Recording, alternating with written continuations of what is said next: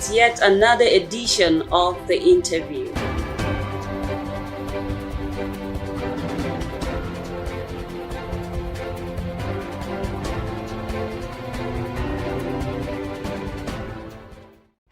Our cyber community family, how do you do? My name is Selin Moses Alkali.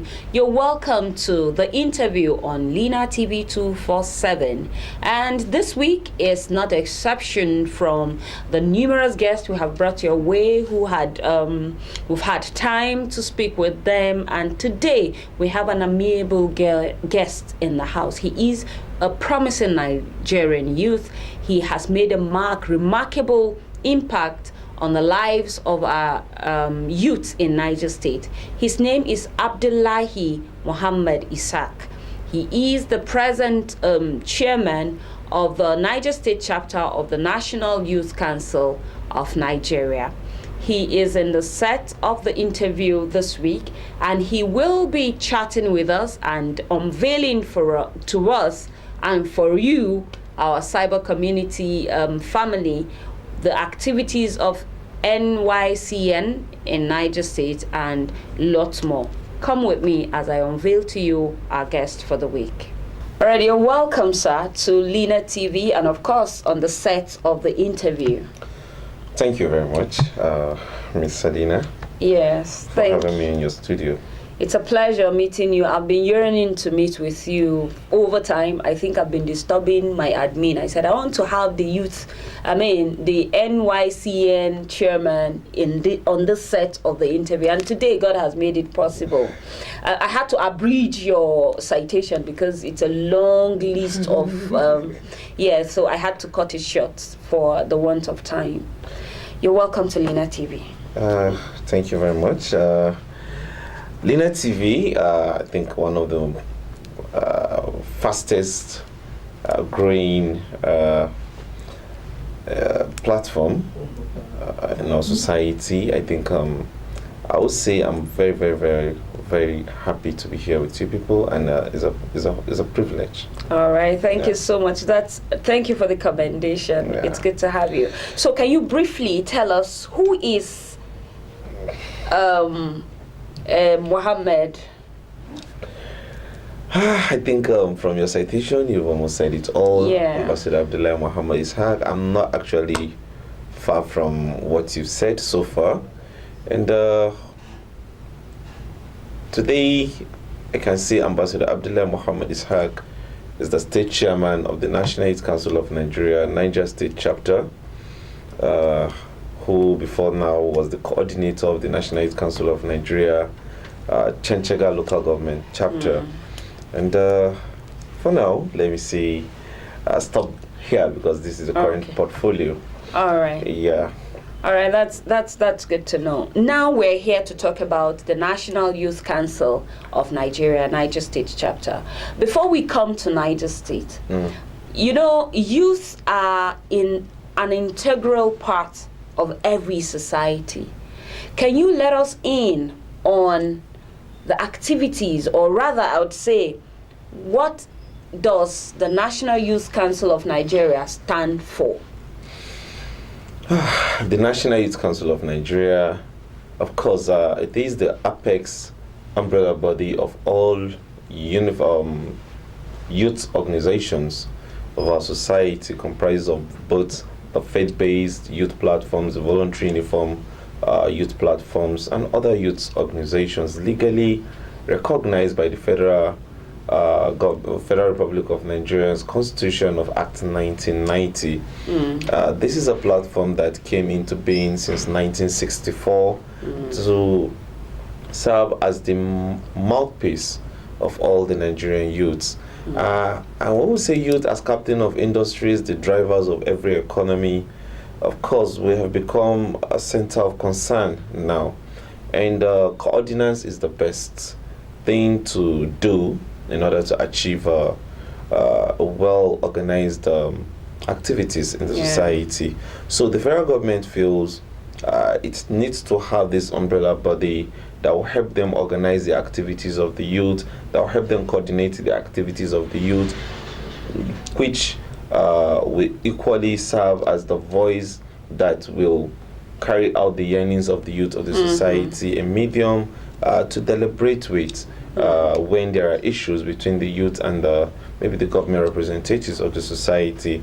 So an organization that has been in existence since 1964, and that should tell you just 4 years after the independence. And the crusade has started. The crusade went on and on and on, facing a lot of challenges, facing a lot of reformations, till the days of the 1990, where it was finally recognized into the federal constitution. So I can tell you boldly that this is the only youth platform that the Federal Republic of Nigerian Constitution recognized to carry out the activities of the youth, to officially engage the government towards the deliberations on activities that will improve on the life of the youth. So in a short while, this is the brief history of the National Youth Council of Nigeria, and it will interest you to know that it has its structures from the national system down to the ward system. So we have the national headquarter, we have the state headquarter. In fact, I've skipped the regional headquarter, because the national president is supported with the 6 national vice presidents. Yes, then we have the 36 state chairman, with Abuja making it 37. We equally have 774 local government coordinators, and we equally have now we have the ward structure. So NYCN is actually a leadership training ground. It is expected that whosoever will go through the system should come out to be that individual that can be saddled with any societal leadership assignment, and that person will carry it out perfectly. Going further, it interests you to know that it equally have its board of trustees. Yes, this board of trustees are saddled with the responsibilities of course, when it comes to consultation, when it comes to guidance, when it comes to advices. These people, this board, are there to ensure that the system keeps carrying out activities well organized and smoothly. It equally have so the advisory councils, it gives the youth council the opportunity to identify 1 or 2 prominent persons in the society that can contribute positively to the development of the youth and the society in extension. So not only that, it equally gives the youth council the avenue to appoint directors. So we have about 9 directors, but in the case of Niger State, of course, at times you need to think locally and act locally. With the coming of the issues of insecurity, with the new trend of ICT, with the consideration of gender inequality crusade, I think we've been able to bring up directors on that regard, directors ICT, directors on security and strategies, we have director on gender and people with disability. So looking at these, it captures almost every sector, because the executive cannot be everywhere. So the directors, through the directorates, are able to engage much more efficiently to be able to achieve the mandate of the youth council. So we are more of the foot soldiers of the Ministry of Youth and Sport Development of every state. And at the federal level, of course, for the Federal Ministry of Youth and Sport Development, they set the policies and we implement the policies. So we're more like their foot soldiers, we're more like their implementers mechanisms. So it is expected that every government, when it comes in play, it should be able to identify with the activities of the Youth Council and equally ensure that the National Youth Policy is well implemented. After, as I said, they set the policy and we implement. So when the federal government set the National Youth Policy, like for now, that we are using that of 2019. It is expected that every state look into it, of course, with that notion of think locally and act locally, domesticate these policies to suit in what is happening in the states, so that we can have effective and productive result at the end of the day. I think in brief, this is what the National Youth Council of Nigeria it's all about. Oh wow, this is actually robust, and I think from what you have presented before us here, I think we should think that the youth of a particular state should be safe in your hands. Yes. As a body that covers like an insurance for them. Yes. Talking about the mandates of the NYCN. Can you enumerate a few of your mandates? I think I came with a very brief mandate, and my mandate is not far from, I call it the C agenda, SEE. Yes. I call it the C agenda, starting from the socio-economic. I feel that our society, the youth need to begin to think of adding value to themselves. So, for us to be able to do that, we must think social. And since we're thinking social, we're equally thinking economical. So the social economic reformatory agenda will reform our way of social thinking, will reform our way of adding value to ourselves, so that we can, by extension, add value to the economy of society. So that social economic reformatory agenda is what I feel I should start with. When you have the right mindset in place, then other things can come up. That is for the S. And for the first E of the C agenda is actually for empowerment and skills acquisition. Yes, empowerment and skills acquisition, and we equally have education and employment opportunities for the last E. So when we talk about the second E, of course, where I'm talking about empowerment and skills acquisition, this is where we feel we should come back to the drawing table. The days of the so-called empowerment program that have been carried out in the past, where you see people who just come, a lot of governments will come and say they've empowered the youth, they're empowering the youth. But you come to think of it, when you search the society, you see as if that has not been done in the first place, or in the past. And what I think we as a team of this administration did was to come back to the drawing table and do the gap analysis. Where actually has the system got wrong? Where is the missing link? And we got to realize part of the missing link is a sustainable monitoring and evaluation process. Another thing again is there is not this interconnection between the alumni of the first, maybe the previous, and the forthcoming beneficiaries. So when the alumni are attached to the forthcoming beneficiaries, you get to realize that from the alumni we get some set of facilitators. From the alumni we get some form of testimonies that will serve as even the MIE officers. And by the time we're able to do this, identify also skills that are very relevant in the society. Not just think of the skills that are relevant in the society, equally see how we upgrade, add value to those skills that will force people, compel people, attract them to come and patronize those skills. So, and the last one, which I said, education and employment, you still see that in the rural settings, most of the rural settlers still appreciate farming more than academics. That's true. So when we talk about this education, it cut across the whole hemisphere of both the academics and the skills. The skills. So those of them that cannot really grab the academics point of view, we have the vocational. Yes, we have the vocational point of view. And now, I want to talk about the commercial aspect. Somebody is very good when it comes to marketing.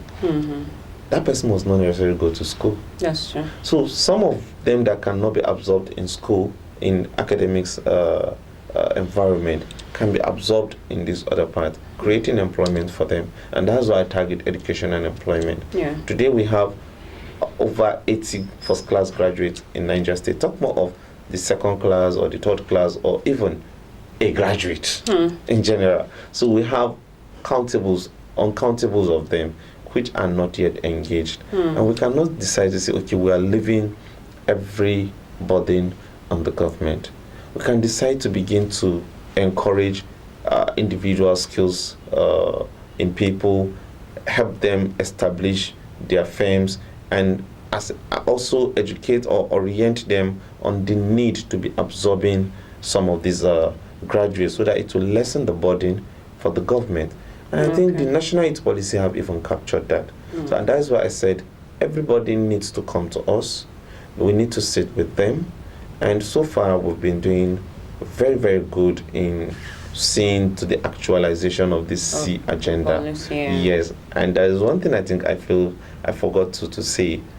The position of the Youth Council, that's the presidency and the state council, lasts for 4 years. Oh, so our tenure for 4 years, while that of the local chapters are for 3 years. Oh, okay. Yes, so you see, we have enough time to be do able a proper to, planning and to see how we implement them. Oh, wow. So for my agenda for this administration, we are deliberately dwelling on the C agenda. Yeah, C 2028 agenda. Yes. Yes. So the C stands for socio-economic reformation, entrepreneurship, the entrepreneurship, and that's the empowerment and skills acquisition, and education and employment. Oh, well, I think you have heard for yourself, all the youths in Niger State. We still have the chairman of the National Youth Council of Nigeria, Niger State chapter, in the person of Abdullahi. Ambassador Abdullahi Ishaq. Yeah. And, sir, please, we want to talk about youth in Niger State. The NYCN in Niger State. So far, so good. I am in the know of the fact that you have just been awarded the second best chairman of the National Council of National Youth Council of Nigeria in Nigeria. You are the second best, and you're also the best in North Central. You were the best in 19 northern states. What have you been doing? What is the secret? How have you been engaging the youths in Niger State to have brought you all these honors? So let's talk about your achievements. Right. Basically, that's what I'm talking about. Thank you very much. To begin with, I want to appreciate God, who has always granted me that foresight, who has always blessed me with the set of a very good team workers. Yes, as executives, as directorates, and it has also given us a very good set of the board of trustees and other necessary stakeholders who have contributed one way or the other in achieving what we've achieved so far. We're just barely 10, 11 months in office. And by the grace of God, what we decide to do is to first re-strategize the existing agendas. Yes, not bringing something new actually, but there was need for reviewing one of the past agendas of our predecessors and to see how we better some of the activities. You see, I can tell you, since we came in, we didn't actually bother the government much, and not because we didn't actually want to bother them, but we feel, let them understand that the Youth Council is not actually an enemy of them. That the Youth Council is actually not the rude type of platform that will be fighting them. But one thing is certain, of course, as a point of crusade, as a pressure group that should ensure the right thing is being done for the productivity of the society, when the youth are engaged towards productivity, you believe me that the economy will grow. Okay, we came into government, we came into the administration towards the transition of the government. Yeah, that's true. Yes, so it's one of the reasons that actually they didn't even allow us to focus much there. Yeah. Because when you approach them, they will tell you they need. They're exiting. Yes, they are already exiting, and some of them will tell you we don't have superiors yet to grant us because it's a civil service thing in most cases. That's true. So what we decided to do is to extend our arm of partnerships to the existing agencies in the state. To begin with, I can tell you we visited the ITF, Industrial Training Fund, yes.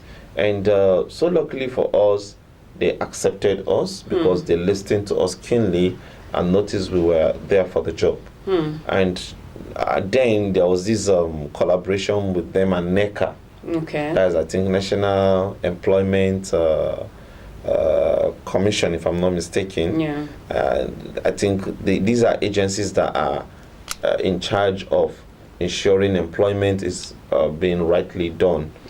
So then they came with this skills training on welding, plumbing, solar installation, some electrical activities, and they gave us some certain slots to bring in our youths. And we did a searchlight and we were able to bring to them youths that are already into that skill field and they were trained. Yes, and till now we are still in partnership with them. Whenever we are in need of training, we need facilitators. We go to them. We approach them. Also, we extended to Sedimina, the Scientific Equipment Development, the Scientific Equipment Development Institute in Mina. We are so lucky that we only have 3 of them in the federation. In the country. Yes, in the country. I think one in Enugu, one here in Mina. I think the other one is in Ibadan. So we feel we should tap from them also. So we went to them and we noticed these people have almost everything that will be needed to breed the youths with the necessary skill set. So we extended our arm of fellowship to them, and also they are about embarking onto their next batch of skills training, acquisition training, and they promised us to really carry us along in search of the youths, because when getting the youth is one thing, getting the ones that are committed, that are zealous of that thing is another thing. And I think that was why they felt so highly motivated to engage us. We equally extended arm of fellowship to Nigeria Export Promotion Council. Yes, and they equally welcomed us. And it was in this crusade we got to realize many of these agencies at times don't even know what the Youth Council does. But by reaching out to them, we're able to understand that, yes, it yielded a positive result. In fact, we've undergone about 3 to 4 trainings with them. And now we're about going into the bigger part of it, going down to the grassroots to train our youth from zero export level to where they can be able to stand on their own to begin to export items here to strive on their own. Not to also dwell much, but I think one of them too that we've extended arm of fellowship to is Hyperdeck.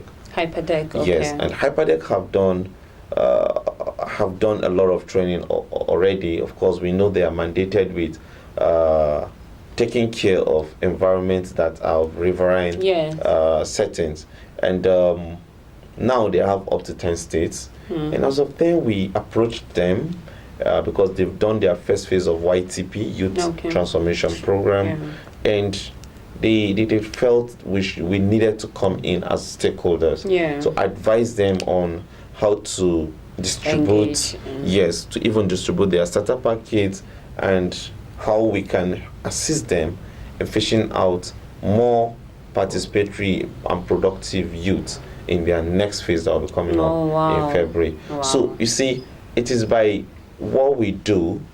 We don't give money, but ours is to be able to focus on ensuring that our restiveness is utilized positively. Yeah. Now, when you allow us to be on the field, they said an idle mind is the devil's workshop. Yeah. So when you allow us not to do anything, you leave us without taking care of, without giving us a direction. Of course, we do anything. Yeah, that's true. So, but what we do is we use our coordinators of the 25 local government, who are, most of them have been very, very, very proactive. And at times we engage most of our state ESCOs. They go out there, they do the supervision, and today a new government have been put in place. That's true.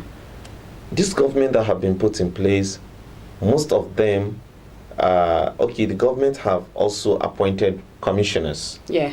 And most of these commissioners, most of them don't actually know the real mandate of the NYCN. Yeah.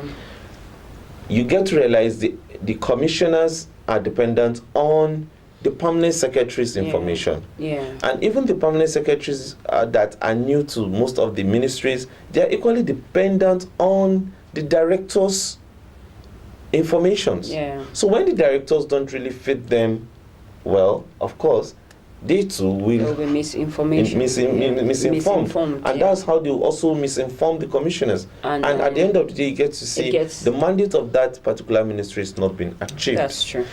I don't think there is any ministry for that of Niger State. I don't think there is any ministry that doesn't have a role to play on the youth. No, none. So it is expected that, for example, that we have the Ministry of Youth and Sport Development.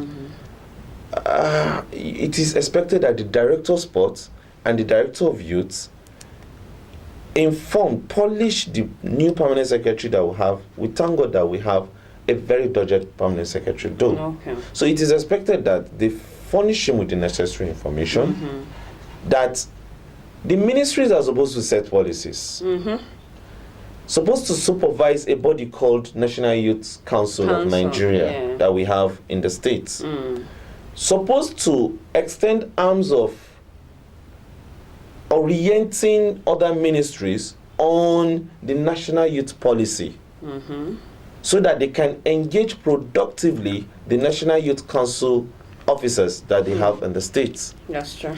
Now, when that is not being properly done, all of them will continue engaging the youth through some sort of modalities that will not yield the expected results. That's true. But when you engage, we're not saying it is a must, you must come to us. But when you engage, of course, look for this youth council that we have engaged also people. And as a result, we should go out there as monitoring team to supervise, report back to them so that they will be able to use it to analyze their results and go. So these are the activities that I think I've been doing.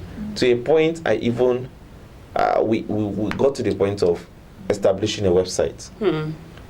NYCN Niger.ng. This is the Youth Council Niger State website. And one of the primary focus of this website is to help get the database of the youth of Niger State, so that any MDA or agency that wants to utilize the youth must not be going there and then searching for youths. Just go to the website and the database is there. And the way we got the database, like the way the criteria is by local government, by ward, by polling units, by level of academics, by skills, interests. So anything you think you want to utilize youth in, it's there. Provided there. Thank you. Yeah. So, and this is not just at the state level, as I said, cut across 25 local government. So I think these were most of the activities that some of these our superiors have seen, and they used it in Now I understand. You need more commendations if that is the case. Well, for the want of time, I think we're gradually running out of time. But of course, Niger State recently have been bedeviled by youth restiveness, thuggery activities and all of that. And I know that it's one of your primary responsibilities to ensure the well-being of every youth in Niger State. Can you, in 2 minutes, can you just let us in on what the NYCN Niger State chapter is doing to ensure that this thing is knobbed in the bud? Yes, I will tell you, we have had a lot in mind to do, but part of what we have in mind already, as a youthful governor that we have, he has been checkmating, like he has been carrying out most of these our intentions. Okay. And that's why I think we are commending him for what he has been doing. Like now you see the electricity distribution improvement has been there. Seriously. So many youths who are into businesses that are dependent on electricity, now they're coming up. Yeah. You get the idea. And that is because he saw that point needed to be taken care of. In fact, it is even attracting others to come into the aspect. Another thing again is he just helped us commissioned one of the CSR project of Zenith, the ICT Hub. Yes. Now, and he has made a commitment statement that about 250 people, youths, will be engaged through a portal. Yeah.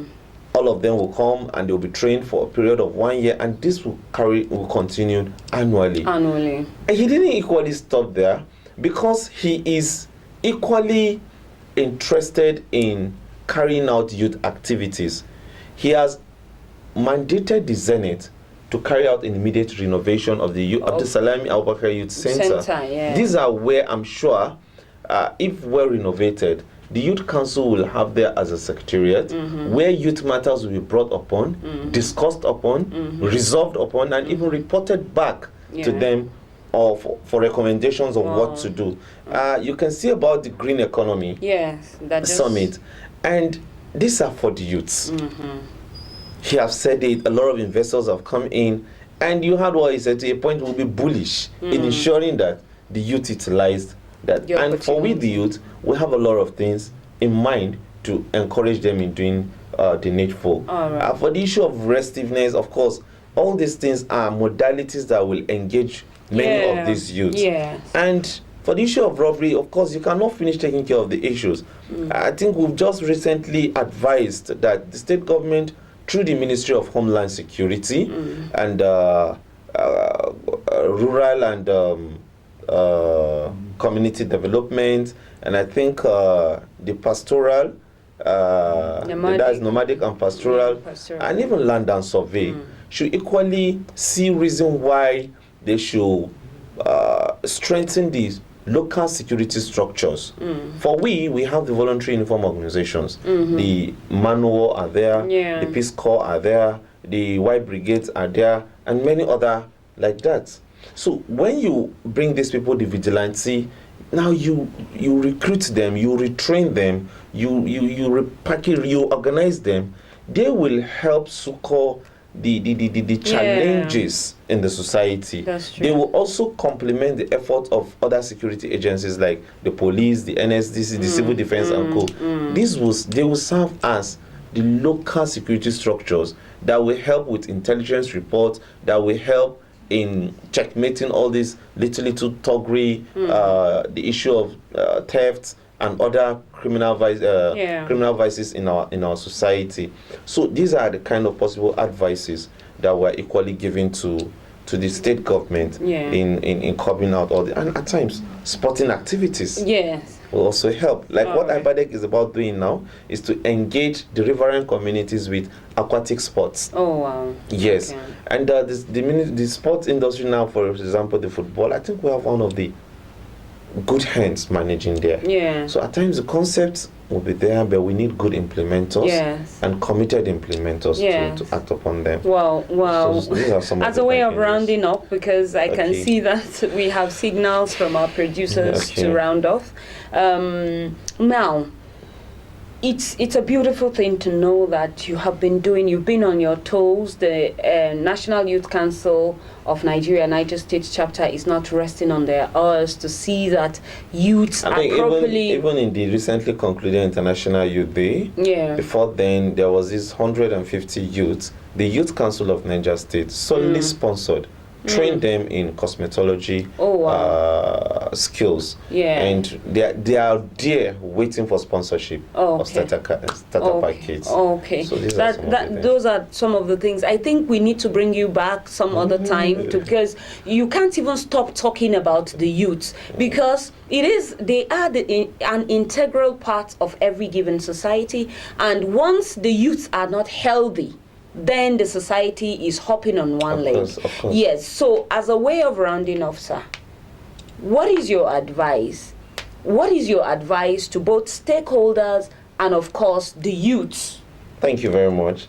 You see, it is said, if the right thing is not being done, it triggered other actions. Yeah. For me, as a pressure group, we have all the necessary tools we need to go on protest, to go on engaging most of these stakeholders that are not doing the right thing. My advice is this: we have a very highly focused governor who has a lot of conceiving ideas, and he tries to bring these ideas to limelight. Once he does that, that is the reason why the other subordinates are there, the commissioners, the traditional institutions, other stakeholders in the society are there to help him implement all these actions. And lastly, to the youth, we need to be proactive, we need to be law-abiding, we need to be self-dependent. So, and to cap it all, we must shun all forms of discrimination. We must shun all forms of ignorancy. We must learn to share with each other what we have, so that we'll have a better nation. And that is why our slogan is always, build the youth, build the nation. Oh, wow. Thank you very much. It was so interesting. As if we shouldn't go, but we have to go. Thank you It was a pleasure having you on the set of the interview in Lina TV. And I hope that when we come calling again, you will run and come and be your call is always on the call of building the youth. And we'll definitely be with you all the time. All right. Thank you very much. And that's where we draw the curtain on this episode of the interview. This week we had a very beautiful personality on the set of the interview, and he's none other but the National Youth Council of Nigeria Chairman, Niger State Chapter, in the person of Abdullahi Mohammed Ishaq. And it was interesting listening to him talking about the way forward, the achievements so far, and how the youth should be carried along. He also there was a call, a clarion call on all stakeholders to put all hands on deck to ensure that youths are properly taken care of, so that the society will be healthy. I will come your way again next week with another beautiful personality on the set of the interview. Until I come your way again, please remember that Nigeria is our own. We are the ones that should make it happen and be healthy for everybody to thrive. My name is Salin Moses Alkali. Until I come your way again, remain healthy. Thank you.